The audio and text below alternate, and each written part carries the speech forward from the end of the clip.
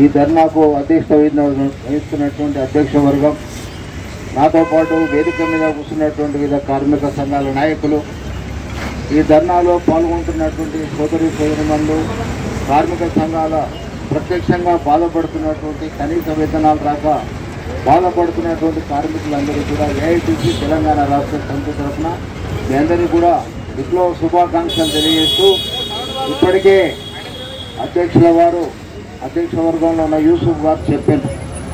మనం ఏమడుగుతున్నాము, దాదాపుగా 2023 నుంచి ఈ వరకు చూస్తే 14 నుంచి 23 వరకు మరి విడుదల చేసినటువంటి జీవోలు ఎన్నో ఉన్నా కనీసం 5 జీవోల కన్నా గజెట్ చేసి దాన్ని అమలు చేయాలని చెప్పేసి డిమాండ్ తోటి మనం పోతున్నాం.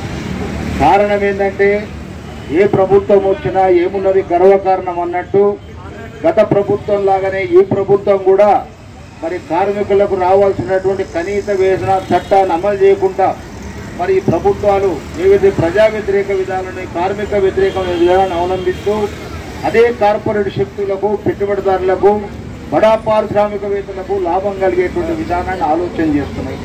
దానిలో ఎందుకు అడుగుతున్నామంటే, ఈ చట్టం వచ్చింది 1948లో అనేక పోరాటాల తర్వాత వచ్చినటువంటి ఈ చట్టాన్ని మరి ఎవరికి కూడా చుట్టం కాకుండా సమస్త కార్మిక వర్గానికి మేలు చేసేటువంటి చట్టం.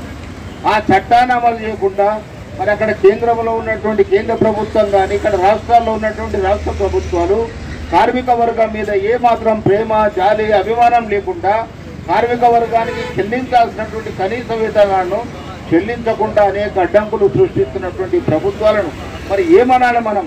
ఇవి ఎవరికి అనుకూలంగా ఉన్నాయి? మనమేమో ఓట్లేసి గెలిపించాలి వీళ్ళను, వాళ్ళేమో గెలిచిన తర్వాత మన మీద స్వారీ చేస్తున్నారు.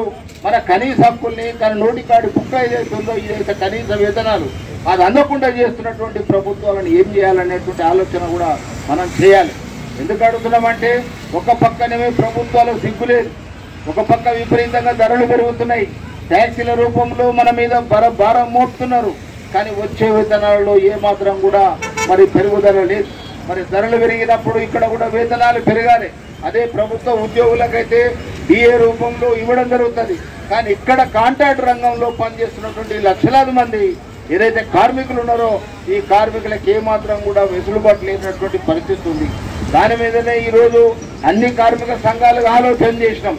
నిన్నగాక మొన్ననే సెక్రటరియట్ పోయి మరి మన యొక్క ప్రిన్సిపల్ సెక్రటరీని, కమిషనర్ గారిని కలిసి స్వయంగా కలిసి మెమోరాండం ఇచ్చి వెంటనే కార్మిక సంఘాలతో చర్చలు జరిపి గతంలో వచ్చినటువంటి 73 జీవోలను ఏవైతున్నాయో అవన్నిటిని తూచా తప్పకుండా అమలు చేసేందుకోసం వెంటనే సమావేశాన్ని ఏర్పాటు చేయాలని చెప్పి డిమాండ్ చేసినాం. అదే సందర్భంలో ఆ శాఖలో ఉన్నటువంటి ముఖ్యమంత్రి ఎవరైతున్నారో ఆ ముఖ్యమంత్రి కూడా ఈ కార్మిక శాఖకు బాధ్యుడు, ఆయనే ఇన్ఛార్జ్. కానీ ఆయన లేడు. ఆయన కూడా మనం మెమోరాండాన్ని పంపించడం జరిగింది ప్రభుత్వం ద్వారా. ఈ విధంగా ప్రభుత్వానికి వెంటనే మనం పోరాటాలు, ఉద్యమాలు చేస్తూ సమాచారం ఇస్తున్నా ప్రభుత్వం వైపు నుంచి ఏ విధమైనటువంటి ఒక సూచన సానుకూలంగా వస్తున్నటువంటి పరిస్థితి లేదు. కాబట్టి ఈ రోజు మనం ఈ ధర్నా చేసే పరిస్థితి. ఈ ధర్నా ఎందుకు చేస్తున్నాం? మనం ఏం కావాలని కాదు, ఈ ప్రభుత్వాలు మోసం చేస్తున్నాయి.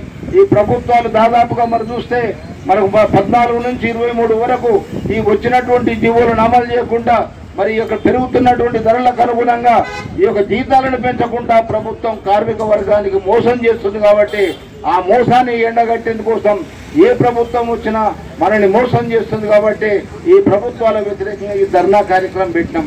ఈ ప్రభుత్వం ఇప్పటికైనా మేల్కొనాలి. ఏ కార్మిక వర్గం అయితే కడుపుగాలి రోడ్ల మీదకి వచ్చి ధర్నా చేస్తుర్రు, ఉద్యమాలు చేస్తుర్రు, వాళ్ళు కేవలం మీలాగా స్వార్థం కోసం చేయడం లే. వాళ్ళ యొక్క పిల్లల్ని బతికించుకోవాలి, వాళ్ళ యొక్క ఇళ్ళ కిరాయి కట్టాలి. ఇలాంటి పరిస్థితిలో ఈ ధర్నా చేస్తున్నటువంటి పరిస్థితి ఉంది. కాబట్టి ప్రభుత్వాన్ని వ్యతిరేకంగా చేస్తున్నాం. మీకు అనేక సార్లు ధర్నాల ద్వారా కార్మిక శాఖ కార్యాలయం దగ్గర కూడా అనేక ధర్నాలు చేసి మనం మరి మెమోరాండం ఇచ్చినాం. అక్కడ స్పందించరు.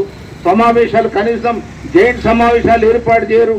ఇలాంటి పరిస్థితులలో ఈ ప్రభుత్వాలు మేనేజ్మెంట్ అనుకూలంగా ఉన్నాయి, కార్పొరేట్లకు అనుకూలంగా ఉన్నాయి. కాబట్టి కార్మిక వర్గం అంతా కూడా ఏ సంఘంలో ఉన్నా మనమందరం ఒకటి కావాలి, పోరాటాలు, ఉద్యమాలు చేయాలి, కలిసి పోరాటాలు, ఉద్యమాలు చేయాలి. అప్పుడే ఈ ప్రభుత్వాలకు బుద్ధి వస్తుంది. లేదంటే ఈ ప్రభుత్వాలను దించైనా సరే మన యొక్క హక్కుల్ని సాధించుకోవాలని చెప్పి మీ అందరికీ తెలియజేస్తూ సెలవు తీసుకుంటున్నాను.